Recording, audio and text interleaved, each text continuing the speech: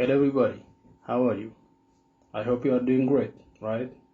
So, this is 14 Educational Tube. My name is Yermias Abebe and I'm a lecturer of Jijjiga University. Today I'm going to present you a tutorial with the title of Elasticity of Demand from the course Introduction to Economics of Course. And this course is supposed to be given for freshman undergraduate students of universities. And the module of this course is prepared by Ministry of Science and Higher Education of Ethiopia. So, to begin with, let me introduce you the content of today's tutorial. Today's tutorial is from chapter 2 and also it is part 2 because part 1 has already been completed by other videos. So, chapter 2 title was Theories of Demand and Supply, and by video 1 or the previous video of this chapter, we have seen the theory of demand and we have tried to see what demand implies and what the law of demand states, most importantly the law of demand actually. So before beginning today's content, I hope that you have a background about demand ማለት ነው። Okay, and ከመጀመራችሁ በፊት ስለ ዲማንድ የሆነ ነገር አውቃችኋል and also for the law of demand የሆነ ነገር አውቃችኋል ብዬ ገምታለሁ። but just to ዝም ብዬ ሎውን ለማስታወስ ያክል the law of demand ምን ነበር የሚለው? It says that when a price of a commodity የምንገዛው ወይም የምንጠቀመው ማቴሪያል ወይም ኮሞዲቲ ወይም good price ሲጨምር the quantity that we demand will decrease ብለናል። When price ሲቀንስ ደግሞ the quantity that we demand will increase, right? So the question is, let me give you an example. ለምሳሌ let's say 3 individuals are trying to buy the same product. ሶስት ኢንዲቪጁዋሎች የሆነ the same productን ሊገዙ ይፈልጋሉ and the price is constant originally. ከዛ ሁሉም የሚገዙትን ኳንቲቲ ወስነዋል። person A, person B, person C የሚገዙትን ኳንቲቲ ወስነዋል። but unfortunately ገበያ ሲሄዱ price ጨመረ። okay, so price ሲጨምር because of the law of demand ምን ማድረግ አለባቸው? ኳንቲቲ ዲማንዳቸውን they have to decrease their quantity demanded, right? So person A, person B, person C quantity demandedአቸውን ምን ያደርጋሉ? They will decrease it. Again, the question or the concept is person A, person B, person C quantity demand decrease የሚያደርጉበት amount የተለያየ ነው። You see, for the same change in price ተመሳሳይ የዋጋ ጭማሪ ኖሮ ሶስቱ ሰዎች ኳንቲቲያቸውን የሚቀንሱበት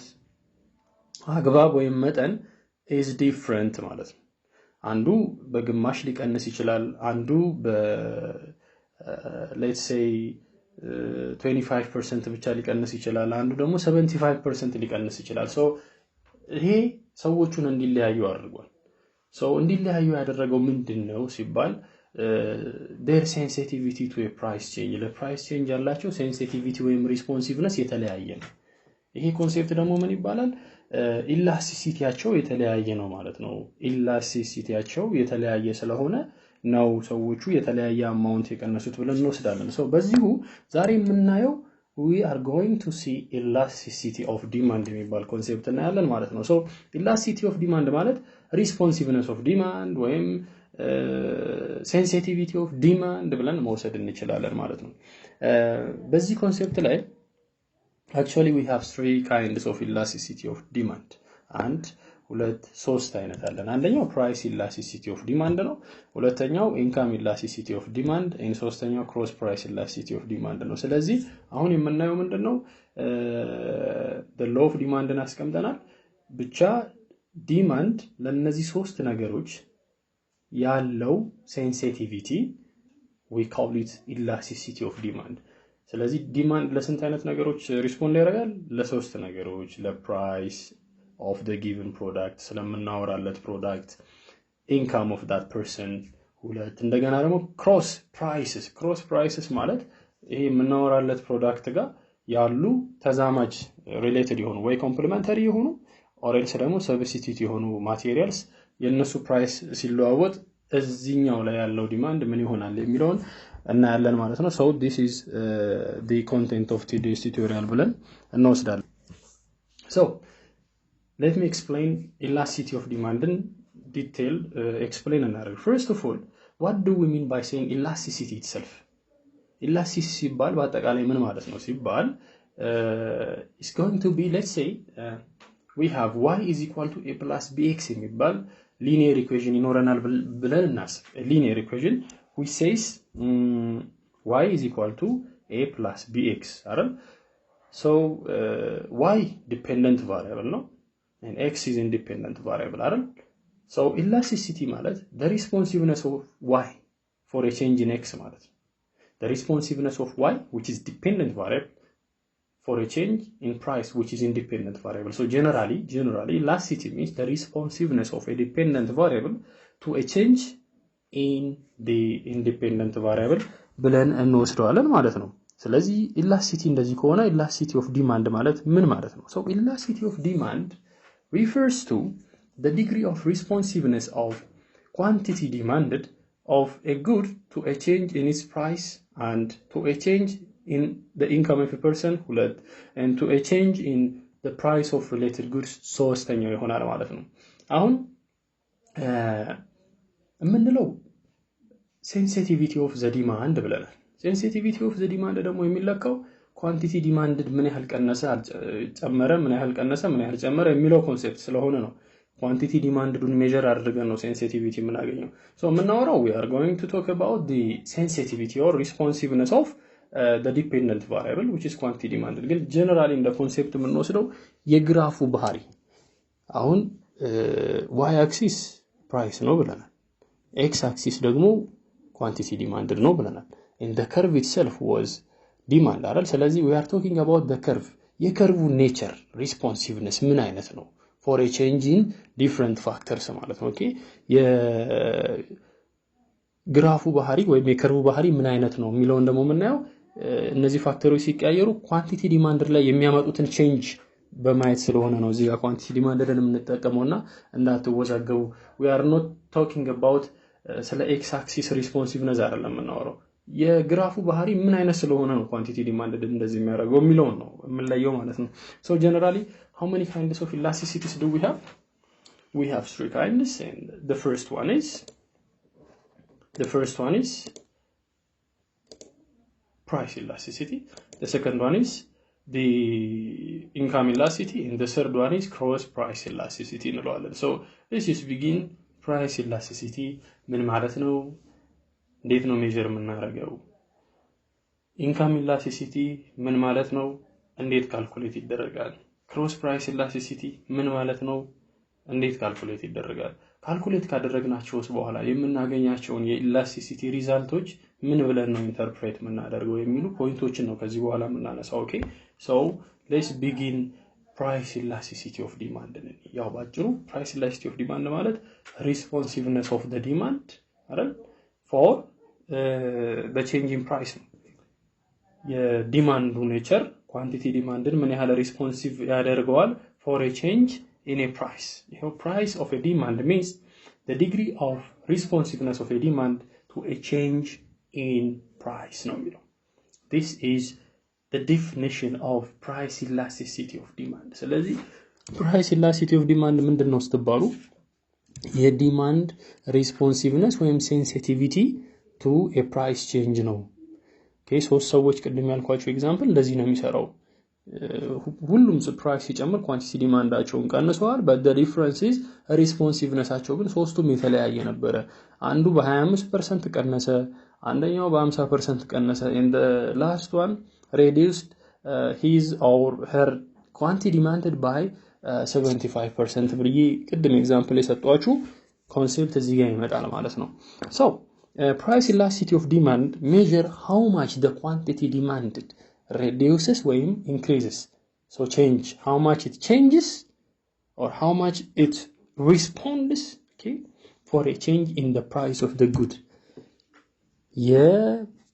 banana ከሆነ የባናና quantity demanded ምን ያህል responsiveness ነው for a change in banana itself ነው እንጂ ከሱ ጋር የተያያዙ ምናምን አይደለም ስለ ባናና ምናወራ ከሆነ የባናና ፕራይስ እና የባናና ኳንቲቲ ዲማንድ ነው የምንለው በዚህ ኮንሰፕት ላይ ማለት ነው So ይሄንን measure የምናደርግበት ሁለት ሜተድ አለ okay how many methods do we have to measure or to calculate price elasticity of demand? We have two ways. The first one is point elasticity and the second one is arc elasticity. Point elasticity የሚባለው demand curve ላይ at a given point each point ላይ elasticity of demand for price ስንት ነው ስትባሉ የምትጠቀሙት arc elasticity ማለት ነው point elasticity exact ነጥብን ማግኘት በሜዠርመንት ስለሚከብድ ፕራይስ ሲጨምር ደግሞ እንዲ ኮንቲኒዩስ አይደለም 1.1 ያለ ኮንቲኒዩስ ሳይሆን ጃምፕ ስለሚያደርግ point elasticity አስቸጋሪ ስለሆነ የሱን ችግር ለመፍታት arc elasticity ይመጣል arc elasticity ማለት between two points ያለ mid point ላይ ያለን price elasticity of demandን የሚለካ ነው ስለዚህ arc elasticity የተፈጠረው የፖይንት elasticity ችግር ወይም ጉድለት ለመሙላት ነው ተብሎ ይታሰባል ማለት ነው So to begin with let's see a point price elasticity of demand በዚህ ርዕስ ላይ የምናየው በዲማንድ ከርቭ ላይ we are going to select one point እና እዛ ፖይንት ላይ elasticity of demand for a price change ስንት ነው ተብለን ስንጠየቅ you see we are asked to find price elasticity of demand at a given point right so we are asked to find point price elasticity of demand ማለት ነው so መጀመሪያ this is calculated to find elasticity at a given point ነው ማለት ነው point price elasticity ማለት at a given point we are trying to find price elasticity of demand ማለት ነው the formula to calculate point price elasticity of demand is elasticity of demand for a price change is equal to percentage change in quantity demanded divided by percentage change in price በነገራችን ላይ percentage change እና simple change ይለያያል ለምሳሌ ከሁለት ወደ 3 ቢጨምር የሆነ ነገር simple change ከተባለ በአንድ ነው የጨመረው ብለን እናስቀምጣለን ግን percentage change ከተባለ መጀመሪያ 2 ነበር ከዛ ወደ 3 ሲሄድ በአንድ ጨመረ ስለዚህ እቺ አንድ የመጀመሪያው የ2 ስንት ፐርሰንት ናት የሚለውን ነው የምንሰራው ስለዚህ አንድ የ2 ስንት ፐርሰንት ናት 50% ናት የሚለውን ነው የምንወስደውና percentage ሲሰራ እንዴት ነው the new minus the old divided by the old times 100 ይደረጋል ማለት ነው እዚህም ጋር percentage change in price ማለት old price the new price minus the old price divided by the old price ይሆንና times 100 እዚህ ጋርና እዚህ ጋር 100 አለ ያው እዚህ ጋር ያጠፋንበት እዚህ 100 by 100 ስለሚጣፋ ዞሮ ዞሮ ፎርሙላው is going to be ከላይ ያለው q new minus q not ወደዚህ ጋር p1 minus p not ወደዚህ ጋር እቺና እቺ ደግሞ ለብቻቸው ተገላብጠው reciprocal ተደርገው p not divided by q not ብሎ ይሄንን ፎርሙላ ይሰጠናል ማለት ነው so when we are asked to find point elasticity of demand ይሄንን ፎርሙላ ነው የምንጠቀመው ማለት ነው okay q1 minus q not which means q new minus q not or q old divided by price new minus price old times price old divided by quantity old ነው ማለት ነው but sometimes if we are given q is equal to a minus bp ከሆነ ይሄ usual የሆነ standard demand function ነው quantity is a function of p where their relationship is negative ማለት ነው so a is intercept and b is the slope p is the independent variable q is the dependent variable of the function so in order to calculate b ካስታወሳችሁ ማቴማቲክስ ላይ for slope calculate ለማድረግ the new q minus the old q divided by the new p minus the old p ይሄን እንድታስታውሱት ያህል y2 minus y1 divided by x2 minus x1 slope ፎርሙላ ነው እንደተባለው ሁሉ እቺ ቢም የዚህ slope ስለሆነች በዚህ መልኩ እናገኛታለን ማለት ነው so ይሄ ማለት አይደለም so በዚህ ቦታ ላይ b እናስገባለን in order to find elasticity of demand for a price change b ይሆናል ይሄ times p not and q not ይሄ ፎርሙላ ከተሰጠን ነው እንደዛ የምናደርገው ማለት ነው በነገራችን ላይ point elasticity of demand exactly at the curve ላይ ያለ point እንፈልጉ ስንባል በጣም አስቸጋሪ ነው ማለት እዛች ፖይንት ላይ ያለውን መረጃ ሊኖረን ይገባል we have to have an accurate information about the price and the quantity ግን most of the time ይሄንን አናገኝም ዲማንድ ከርቭን ከዚህ በፊት ባለው ቱቶሪያል ላይ ስትማሩ straight line አድርገን ነው ያስተማርናችሁ ግን in real life demand curve is not a straight line curvy ነገር ነውና curvy ነገር የሆነ ላይ at any point ስትጠየቁ you have to change in quantity demanded እና changing price and አውጡ ስትባሉ you have to use calculus ማለት ነው derivation ተጠቅመን ነው የግድ እዛች ፖይንት ላይ ያለውን ቼንጅ የምናገኘው እንጂ simply q1 minus q0 ሚለውን አናገኝም እና most of the time ምንድነው የሚደረገው እንደ አይነት ችግሮችን ለመፍታት we will select 2 points demand curve ላይ ሁለት ፖይንቶችን እንመርጣለን ግን እነዛ ፖይንቶች we have to be sure that they are extremely close to each other እና እንደ ፖይንት እንዲቆጠሩልን ማለት በጣም የተጠጋጉ ነው ከርቡ ላይ እንደ ፖይንት እንዲቆጠሩልን አድርገን መምረጥ አለብን so it is extremely difficult ማለት ነው graphically ይሄን ነገር ለማሳየት ቼንጆቹን እንዴት ፎርሙላው ድራይቭ ከፎርሙላው ላይ ያሉ ሳይኖችን እዚህ ግራፍ ላይ ለማብራራት ያክል this ይሄ የምታዩት the usual demand curve ነው price on the y axis quantity on the x axis and this is a demand curve okay and we have rt የሚባል መስመር እንሰራለታለን ማለት ነው then let's say the first price የመጀመሪያው price is n የሚባል price ነበረ በn price ጊዜ quantity ስንት ይሆናል ወይ ምን ይሆናል ስንል this is the quantity we call it m ማለት ነው ይሄ ኦሪጂናል ነው የመጀመሪያው okay n ማለት p ኖት ናት m ማለት ደግሞ q ኖት ናት ፎርሙላችን ውስጥ እናስገባ ማለት ነው then let's assume price has decreased price ከዚህ ወደዚህ ቀነሰ okay price ሲቀንስ ወደ n1 መጣ okay n1 ሆነ then price ቀነሰ ማለት quantity demanded because of the law of demand ይጨምራል አይደል so this is a price decrement and quantity demanded increase ያደርግና m1 ን ይሰጠናል then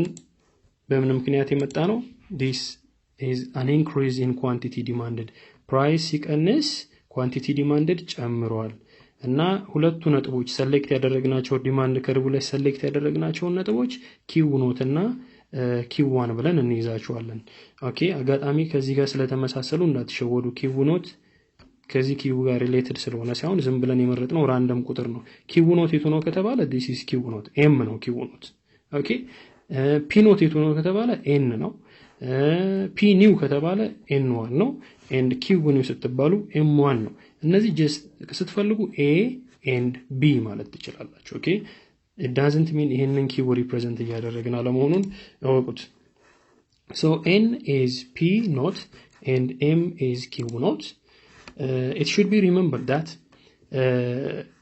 at any different point the demand curve ላይ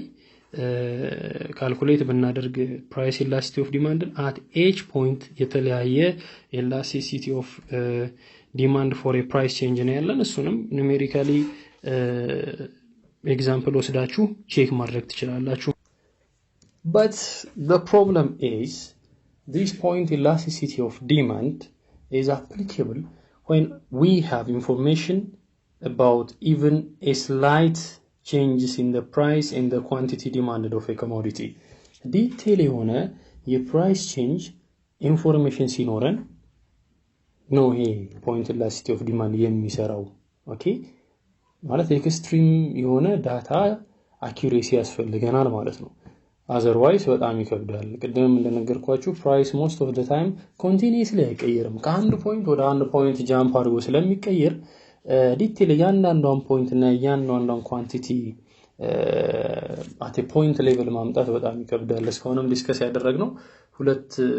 ሁለቱ ቼንጆች ኳንቲቲዎቹ ወይንም እነዚህ q0 እና q1 ያልናቸው ግራፉ ላይ ያሉት ሁለቱ ፖይንቶች extremely close to each other ናቸው ብለን አስበን ነው እንደውም point elasticity ስናይ ነበረው ስለዚህ እስቲ ይሄንን ጉድለት ለማሙላት የሚያስችለን ሌላ elasticity of demand for a price እናያለን ማለት ነው so it is called arc price elasticity of demand so coming to the arc price elasticity of demand ላይ ስንመጣ ደግሞ we are going to find price elasticity of demand between 2 points on the demand curve ቀደም ያየነው at a point on the demand curve ነበር አሁን ደግሞ between 2 points on the demand curve ነው less accurate ነው compared to that of the point price elasticity of demand ጋር compare ሲደረግ less accurate ቢሆንም የሜዠርመንት ችግራችንን ግን የሚያቃልልልን ሜተድ ነው so in arc price elasticity of demand the midpoints of the old and the new values of both price and quantity demanded are used oldንም እንጠቀማለን ሁለቱም ጋር also we are going to use the new values of quantity demanded as well as the price so midpointን ለማግኘት ምንድነው የሚደረገው ሁለቱን ደምረን divided by 2 ማድረግ ነው የኳንቲቲ ዲማንድን midpoint ለማግኘት ሁለቱን ደምረን ለሁለት ማካፈል ነው by the way the arc price elasticity of demand measures a portion of it or a segment of the demand curve በሁለት ነጥቦች መካከል ያለ ማለት ከዲማንድ ከርቭ ላይ የሆነ ፖርሽኑን ወስደን ነው የምንሰራው የሚለው ለማሳየት ነው in the formula to calculate the price elasticity of demand using arc price elasticity formula is q1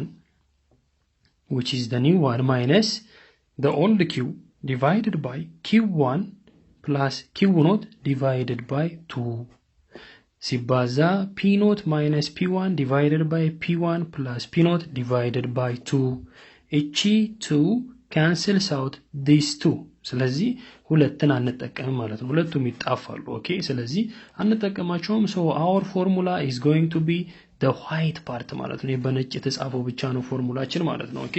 ስለዚህ PED ብለን ይሄን ፎርሙላ አስቀምጠን we can calculate arc price elasticity of demand ማለት ነው okay now we know the formula to calculate price elasticity of demand but arc price elasticity of demand but point price elasticity of demand ሁለቱንም ፎርሙላዎች አይተን ጨርሰናል አሁን ምንድነው በእነዛ ፎርሙላዎች ተጠቅመን የምናገኘው ቁጥር ምን ማለት ነው ምን ብለን ነው ኢንተርፕሬት የምናደርገው as an economist how are you going to interpret the results of this elasticity concept is a basic and important issue ስለዚህ let's just see them okay መጀመሪያ you have to remember that elasticity of demand most of the time calculate ስናደርግ it is negative ነው የሚመጣው ምክንያቱም q new minus q1 ስንል ፕራይስ ለምሳሌ ጨምሮ ከሆነ ኳንቲቲ ምንድነው የሚሆነው ይቀንሳል አይደል ስለዚህ the new quantity will be less than the old አይደል ስለዚህ ሁለቱን ማይነስ እናደርግ ኔጌቲቭ ይሰጠናል ፕራይስ ደግሞ ከቀነሰ q new minus q not ፖዚቲቭ ነው የሚሆነው ምክንያቱም ፕራይስ ስለቀነሰ q1 ትልቅ ነው የሚሆነው ኳንቲቲ ዲማንድ ስለሚጨምር ማለት ነው ታዲያ ማን ነው ኔጌቲቭ የሚያደርገው ሪዛልቱን ፕራይስ the second price አሁን less ስለሆነ the new price minus the old price ሲደረግ ኔጌቲቭ ይመጣል so ሪዛልቱ ኔጌቲቭ ያመጣል so most of the time elasticity calculate ስታደርጉ የምታገኙት result is negative okay ስለዚህ ምንድነው የምናደርገው we have to think እኛ ቁጥሯን ብቻ ነው የምንፈልገው ኔጌቲቭ ሳይኑ የሚያሳየን አንድ ነገር ብቻ it indicates the law of demand price ሲጨምር quantity demanded እንደሚቀንስ ወይም price ሲቀንስ quantity demand እንደሚጨምር ብቻ የሚያሳየን ሳይን ነው እንጂ ምንም ሌላ ትርጉም የለውም ማለት ነው ስለዚህ now absolute values ከታችሁት ያገኛችሁትን result price elasticity of demand less than 1 ማለት between 0 and 1 በ0 እና በ1 less than 1 ሲባል negative 2 less than 1 አይደል እንዴ እንዳትሉ negative 2 ካገኛችሁ absolute values ከከቱት greater than 1 ነው የሚሆነው ስለዚህ absolute values የተከተተው ቁጥር በ0 እና በ1 መካከል ወይም ከአንድ ያነሰ ከሆነ we say that demand curve is inelastic ወይም ያሰውዬ inelastic ነው ማለት ነው okay inelastic የሚሆነው most of the time ለምን መሰላችሁ the types of goods which are necessity የቤት መሰረታዊ ዕቃ የሚባሉት ላይ most of the time we are insensitive for a price change ለምሳሌ ሞጁሉ ላይ እንደሚያስቀምጠው ጨው ሳልት ዋጋ ጨመረም አልጨመረም ስለሚያስፈልገን we are insensitive for a price change ማለት price በ100% ቢጨምር ኳንቲቲ ዲማንዳችን የሚቀንሰው maybe በ1% በ2% ሊሆን ይችላል የሚቀንሰው ኦኬ ስለዚህ we are inelastic ከተባለ we are insensitive for a price change ማለት ነው ስለዚህ ለምን አይነት materials or for what kinds of goods are we inelastic for necessity goods በጣም አስፈላጊ ለሆነ ማቴሪያል ለምሳሌ መኪና ያለው ሰው ነዳጅ አሁን ቤዚክ ነው necessity ነው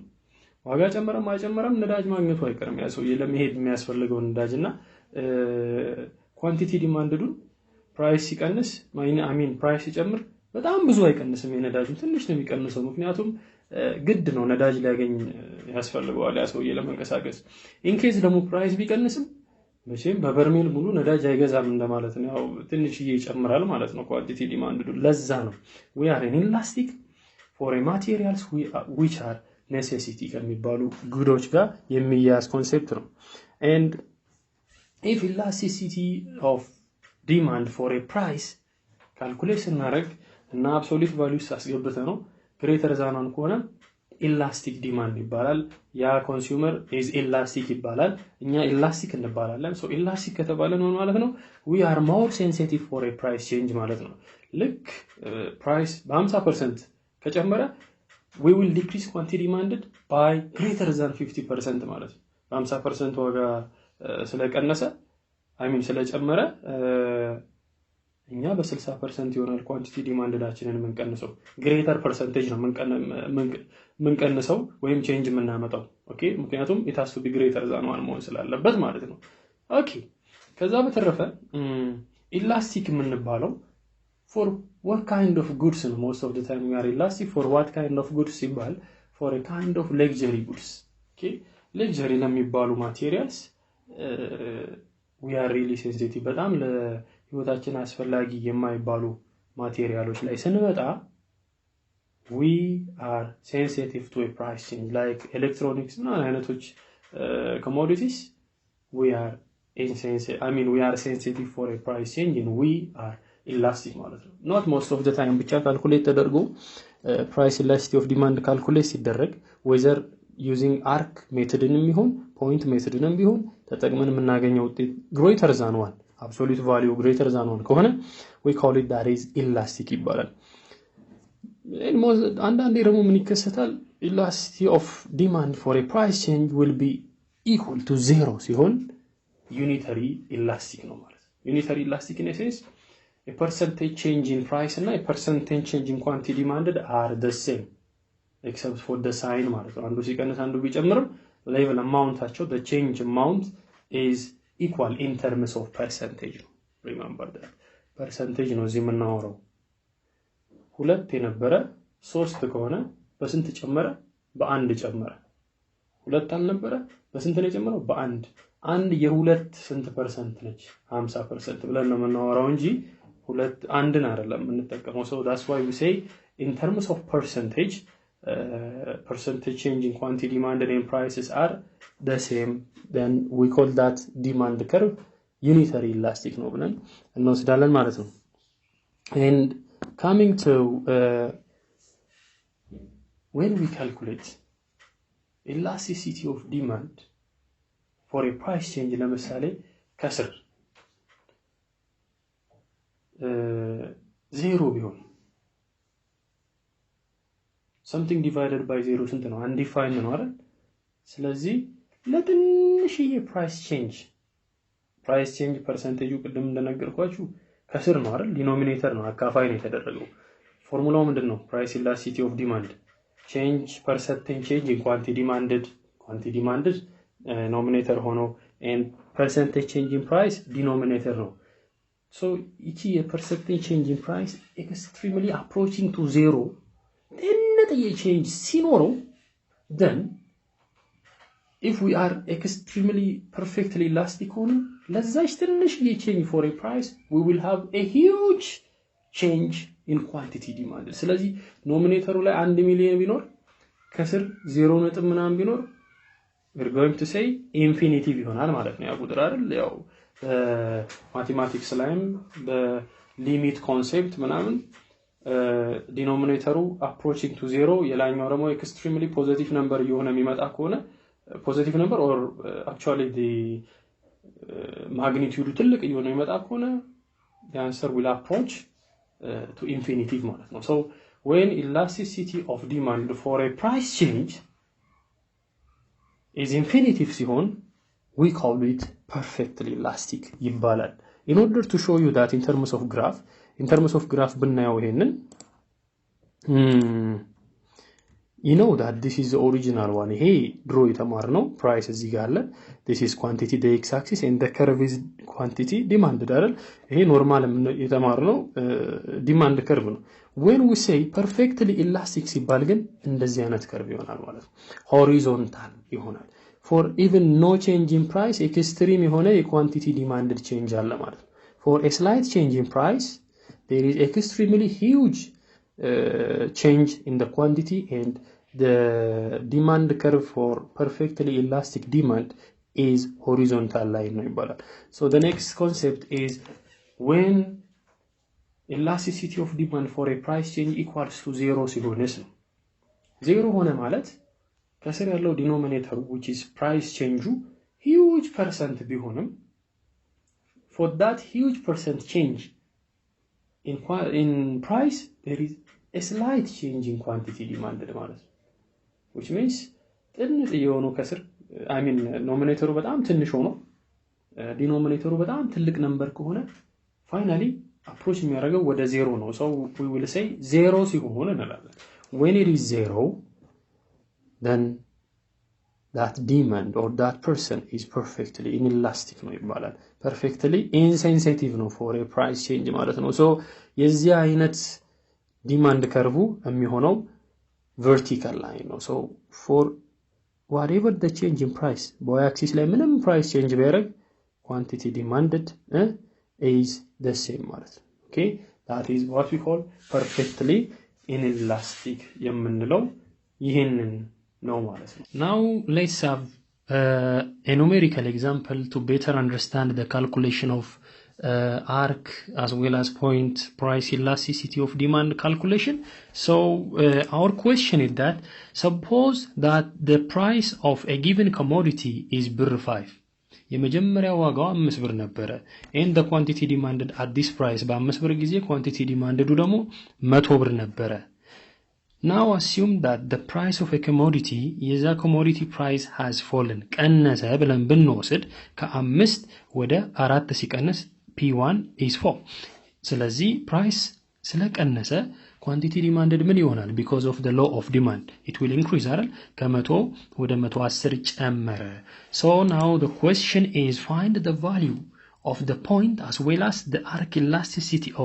elasticities of demand and also interpret the results ነው የሚለው ጥያቄያችን ስለዚህ ያው የሁለቱንም ፎርሙላ የፖይንት ኢላስቲሲቲ ፎርሙላ እናቃለን የአርክ ኢላስቲሲቲን ፎርሙላ እናቃለን we are given p ኖት ተሰጥቷል q ኖት ተሰጥቷል p new ተሰጥቶናል q new ተሰጥቶናል just inserting the values of these variables and we will gonna get an answer then we will interpret that answer ማለት ነው ለምሳሌ ስንጀምር point elasticity calculate የሚደረገው is using this formula right so እዚህ ፎርሙላ ውስጥ ቫልዩዎቹን ማስገባት 110 በq1 ቦታ 100 በq ኖት ቦታ 5 በp ኖት ቦታ then similarly ከስርም በp1 ቦታ 4 p ኖት 5 and q ኖት is 100 አድርገን then we will calculate ስናደርገው we will get minus 0.5 እናገኛለን then we have to take an absolute value of this result absolute value ስናደርግ is going to be 0.5 ደግሞ is less than 1 ሆነ ማለት the demand is inelastic ብለን conclude እናደርጋለን ማለት ነው ከአንድ በላይ ቢመጣ ኖሮ ኢላስቲክ እንለው ነበር አይደል ይሄ ቁጥር ከአንድ በላይ ቢሆን inelastic ሳይሆን elastic ይሆናል። ይሄ ቁጥር if the result is equal to 1 ከሆነ unitarily elastic ይባላል። and also if this result is 0 ከሆነ perfectly inelastic እንለዋለን። if this result is extremely huge number ወይም infinitive ከሆነ we will say that the demand is perfectly elastic ብለን conclude እናደርጋለን ማለት ነው። Okay, coming to the arc elasticity of demand calculation using the same data that we are given, ይህንን ፎርሙላ በመጠቀም ቁጥሮችን ማስገባት ነው። Okay, so 110ን በ1 ቦታ 100 in a place of Q0 and 4 in a place of P0, 5 in a place of P1 and divided by inserting the values, then calculate another. Finally we will be getting an answer which is approximately አጠጋግተነው ነው እሺ minus 0.43 ይሰጠናል and absolute value of this number is 0.43 which is less than 1 ስለሆነ we will conclude that the demand is inelastic ብለን እንወስናለን ማለት ነው። okay when we come to the determinants of price elasticity of demand ወደሚል ርዕስ ስንመጣ መጀመሪያ ይሄ ርዕስ ምን ማለት ነው? what do we understand from this title? you know price elasticity of demand elastic or inelastic, more elastic less elastic ያረጋል ማለት more elastic ነው less elastic inelastic የሚያረጋው ምንድነው? what are the determinants የሚል ሐሳብ ነው የምናይበት። በነገራችን ላይ when we say demand elasticity of the demand ሲባል elasticity of the consumer ማለታችን ነው። elasticity of our service ነው። ስለዚህ the demand curve is elastic ነው ሲባል which means you are elastic or I am elastic ማለት ነው። or if we are talking about ስለ market demand መናወራ ከሆነ the consumers demand is elastic ከተባለ those consumers are elastic for a price change. inelastic ነው ከተባለ those consumers are insensitive to a price change እያለን ስለ ሰዎቹ ወይም ስለኛ ስለ ግለሰብ እንደምናወራ አወቁት። okay, because that demand curve represents an individual or else the market. The first determinant of price elasticity of demand is the availability of substitute. እኛ የምንጠቀመው ማቴሪያል or good or service ምን ያህል substitutes አሉት የሚል question ነው። the more substitutes that we have for that good, the more we are sensitive for a price change of a given good. ስለምናወራለት good or ስለምናወራለት ማቴሪያል ብዙ substitutes ካሉት ለሱ price change we are so sensitive ምክንያቱም ምርጫ አለን ማለት ነው። most of the time ምርጫ ያለው ሰው ያው ይንቀባረራል አይደል? ስለዚህ if we have so many choices ይሄንን ፕሮዳክት የሚተካልን ብዙ choice ካለን የሱ price change ትንሽ ከፍ ካለ we will leave it እና ወደ ሌላ እንሄዳለን። ስለዚህ we are more sensitive when there are more substitutes available ማለት ነው። okay, the less substitute availability which means the more the less sensitive we are for a price change ማለት ነው። the other is time long time ረጅም time በወሰድን ቁጥር we are going to be more elastic መሆን እንትናችን ቻንሳችን ይጨምራል። it is just because we will gonna have large amount of time. so በዛ large amount of time ውስጥ ብዙ substitutes ሊመረቱ ይችላሉ። ስለዚህ as long as we have more substitutes available, then we are more sensitive for a price change for a given product that we are using ማለት ነው። okay, so the other is the proportion of our income that we spend for a product. okay, የኛ ኢንካም አለ ለምሳሌ ወይ ደሞዝ ይኖረናል ከዛ ደሞዛችን ላይ ምን ያህል ፐርሰንቱን ነው ለዛ ፕሮዳክት የምናውለው? ብዙ ፐርሰንቱን ከሆነ በጣም ትንሽ ፕራይስ ቼንጅ ሲኖረው አፌክት ስለሚያደርግ ኑሯችንን we are more sensitive for that product. if it has lesser portion of our income ከሆነ የምንወስድበት ከዛ ለዛ ፕሮዳክት ትንሽ ስለሆነ ችግር የለውም ማለት but the price changes we are less sensitive for a price change of those products. okay, because they proportionate lesser while we talk about our income ማለት ነው okay so in order to read it the smaller the portion the proportion of income spent for a good the less price elastic will be which means we are less price elastic because that product consumes less of our income ማለት ነው okay so the other is the importance of the commodity in a consumer's budget ያ commodity በእኛ budget ዝርዝር ውስጥ luxury የሚባል ነው ወይስ necessity የሚባል ነው if it is luxury ከሆነ we know that we are more sensitive for it አይደል ለምሳሌ more elastic እንሆናለን example we have gold for a necessity good ከሆነ as usual we're going to be less elastic ማለት ነው so that example ምንድነው salt አለን ማለት እስካሁን እንግዲህ we have seen the responsiveness of demand demand responsiveness for a change in price ብለናል price change ያለውን responsiveness አይተናል now we are going to see the responsiveness of demand of a person to a change in income of that person ገቢያችን ሲጨምር ወይ ሲቀንስ የዲማንድ responsiveness እንዴት ነው by the way from other determinants of demand ከሚለው ርዕስ ላይ እንደምታስታውሱት when income increases ለአንዳንድ ፕሮዳክቶች ዲማንዳችን ይቀንሳል and that products or goods are termed as inferior goods ብለናል and for some products or for some materials when the income of a person ሲጨምር the demand for that materials will increase እና እነዚህ ማቴሪያሎች ኖርማል ጉድ ናቸው ብለናል ስለዚህ በኢንካም ጊዜ ያለን ሲቹዌሽን ሁለት ነው is a situation of inferior good and a situation of normal good for a normal good income increase ከሆነ demand increase ነው በinferior good ከሆነ ደግሞ income increase demand decrease for those products ይሆናል ማለት ነው so አሁን የምንሰራው the responsiveness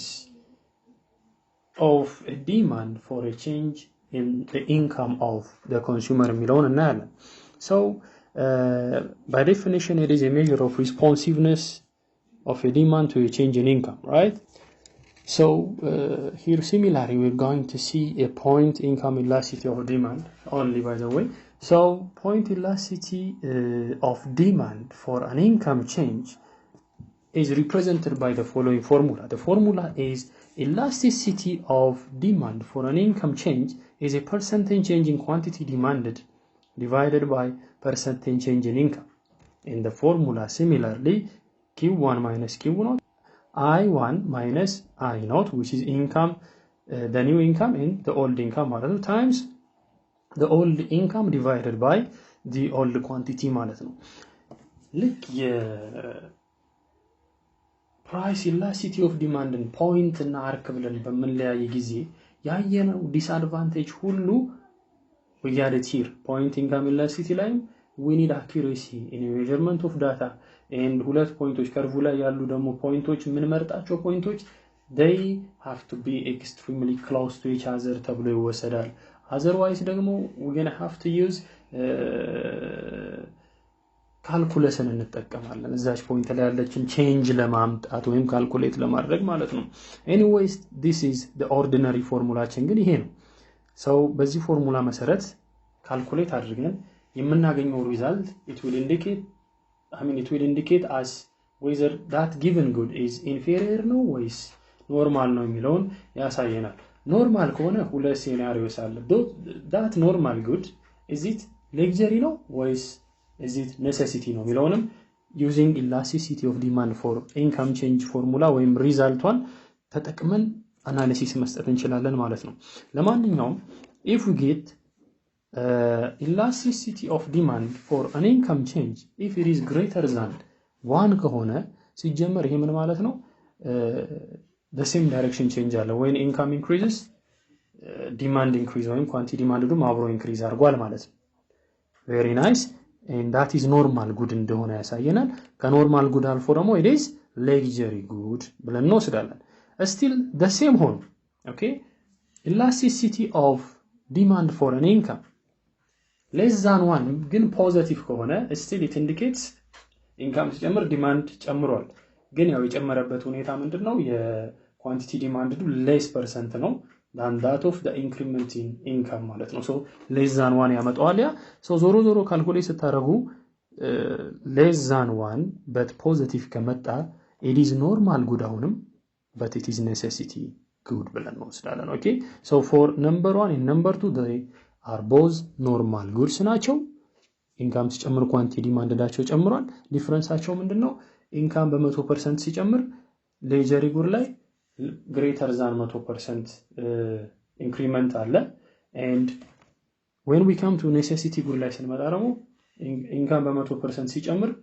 ዲማንዱም ይጨምራል ግን not by 100% less than 100% ሲሆን ስናካፍለው ሁለቱን it will be positive but less than 1 ይሆናል ማለት ነው በነገራችን ላይ እንደ ፖይንት እንደ elasticity of demand for a price change absolute value የሚባል ኮንሴፕት እዚህ ውስጥ የለም okay so if we get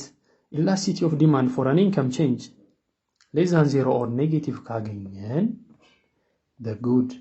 is inferior ነው ኢንካም ሲጨምር ዲማንድ ወይም ኳንቲቲ ዲማንዳችን ቀንሷል ማለት ነው then we call that material an inferior good እንለዋለን ማለት ነው okay so let's go to the third type of elasticity of demand which is cross price elasticity of demand cross price ማለት ይሄኛው የምንጠቀመው ማቴሪያል ጋር ሪሌትድ የሆኑ goods or materials የነሱ ፕራይስ የዚህ የምንጠቀመው ማቴሪያል ዲማንድ አፌክት ያደርጋል ወይስ አያደርግም ምን ያህል ነው ሪስፖንሲቭነሱ ለነሱ ፕራይስ ቼንጅ እኔ አኳድሬ እየጠጣሁኝ የየስ ውሃ ፕራይስ ቼንጅ ሲኖረው ያኳድሬ ላይ ላለኝ ዲማንድ responsiveness እንዴት ነው የሚለውን ለማየት ነው so how many types of related goods do you know they are two አይደል አንደኛው complements okay complement goods are goods that we consume together whiteboard እና marker right tea and sugar are complementary goods the other type is substitute ይባላል ሁለተኛው type substitute ነው and this type of goods are competitive goods if you choose one and you are letting go the other አንዱን ከተጠቀማችሁ አንዱን አትጠቀሙም ማለት ነው okay for example aqua at this versus yes water they are competitive coca-cola and pepsi cola they are competitive 7up and Sprite they are competitive so these are the examples of competitive goods so cross price elasticity ተጠቅመን በምንሰራው ካልኩሌሽን እና በመናገኘው ሪዛልት we can conclude that these two goods are complementary ናቸው these two goods are substitutes or else ደግሞ these two goods are unrelated ናቸው ብለን ኮንክሉድ ማድረግ የምንችልበት calculation መስሪያ ነው ማለት ነው cross price elasticity of demand it measures how much the demand for a product is affected by a change in a price of another product right so the formula to calculate cross price elasticity of demand is this one okay cross price elasticity of demand of X for Y is interpreted as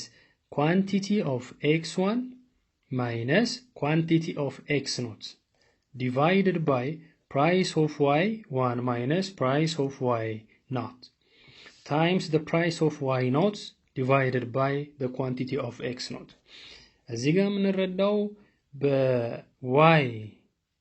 price change ምክንያት ለX ያለን quantity demanded ምን ይሆናል ብለን እየጠየቅን ነው which means X and Y are they related or not የሚለውን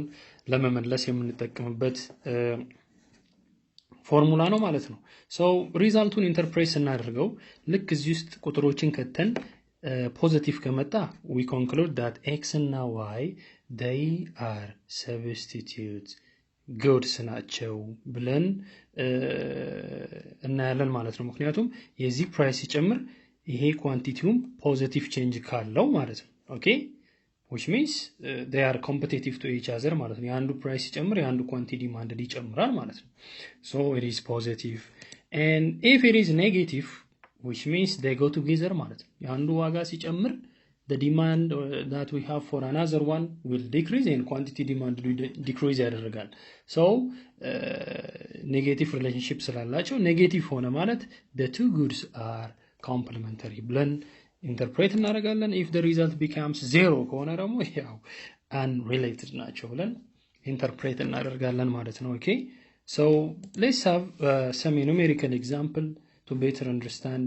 cross price elasticity of demand. The question says calculate the cross price elasticity of demand between the two goods given over here. Okay, y እና x መካከል ያለውን relationship እስቲ ቼክ አድርጉ ነው and what can you say about the two goods ይሄንን ካልኩሌት ካደረጋችሁ በኋላ ምንድነው ኢንተርፕሬት የምታደርጉት ማለት ነው are they complementary are they substitute or are they totally unrelated ናቸው ወይ የሚለውን እንመልሳለን so this is the formula እንደምታውቁት ከዛ በፎርሙላው ቦታ ላይ qx1 is 1000 qx0 is 1500 divided by py1 is 15 and the old price is 10 and the old price of y divided by the old quantity this to this is here so after a calculation we will going to get approximately minus 0.67 እናገኛለን for a cross price elasticity ማለት ነው therefore negative ስለመጣ we will conclude that the two goods are complementary or the two goods are complements to each other ማለት ነው positive ቢመጣ ኖሮ substitute to each other zero ቢመጣ ኖሮ ደግሞ ምን እንላለን they are totally unrelated. This is the end of this tutorial which is part 2 of unit 2 እና ይህ ቪዲዮ እንደተመቻችሁ ተስፋ አደርጋለሁ ይህ ቪዲዮ ወይም ቱቶሪያል ያስፈልጋችኋል ለምትሏቸው ጓደኞቻችሁ by whatever the means you have share እንድታደርጓቸው አደራላለሁኝ ከዛ በተረፈ if you still like the tutorial please subscribe for Tino Educational Tube subscribe በማድረግ ወደፊት የሚሰሩ ቪዲዮዎችም ሊደርሳችሁ ማድረግ ትችላላችሁ ከዛ በተረፈ until we meet for another tutorial have a nice time stay safe bye bye